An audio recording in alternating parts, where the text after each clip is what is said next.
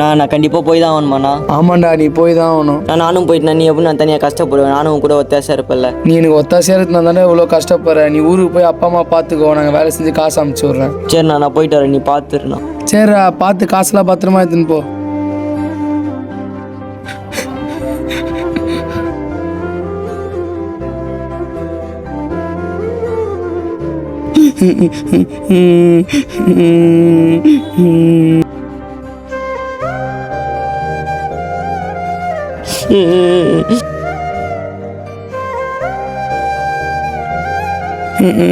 பரவாயில்ல தம்பி, அவன் நல்லது தானே அமுச்சு விட்டோம்.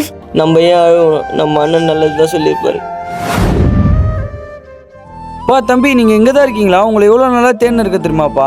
நான் ஏன்னா அதை ஏன்ப்பா கேட்குறீங்க? நீங்கள் இருந்தீங்களே என்னோட இடத்துல, அதுலேருந்து உங்களை காலி பண்ண வச்சுதான்ப்பா என் தப்பு. அதுலேருந்து நான் படாத கஷ்டத்தெல்லாம் பட்டுட்டேன்ப்பா. என் பொண்டாட்டிக்கனுக்கும் சண்டை, என் கூட பிறந்த அண்ணனே என் சொத்தெல்லாம் எழுதி வாங்கிக்கினான். இந்த கடையை வாங்கிறதுனு என்னை ஏமாற்றிட்டான். உங்களை மாதிரி நல்லா உங்களுக்கு வீடு தராதனால தான்ப்பா சொந்த வீட்டில் இருந்த அண்ணன் கடவுளாக பார்த்து வாடகை வீட்டுக்கு அமுச்சு விட்டாரு. இப்போ தான்ப்பா புரியுது நீங்கள் பட்ட கஷ்டம். நான் அதெல்லாம் கவலைப்படாதீங்க, நான் எல்லாம் நல்லா தான் நடக்கணும். அப்பா நான் சொல்கிறேன் தப்பாக நினச்சிக்காத. நான் காலி பண்ண சொன்னால ஒரு வீட்டில், நீ அங்கேயே இருந்துக்கிறியா? நான் பரவாயில்ல வேணாண்ணா, இப்போ நான் மட்டும் தானே இருக்கேன். இந்த ரோட்டோரமாக கூட பார்த்துப்பாண்ணா.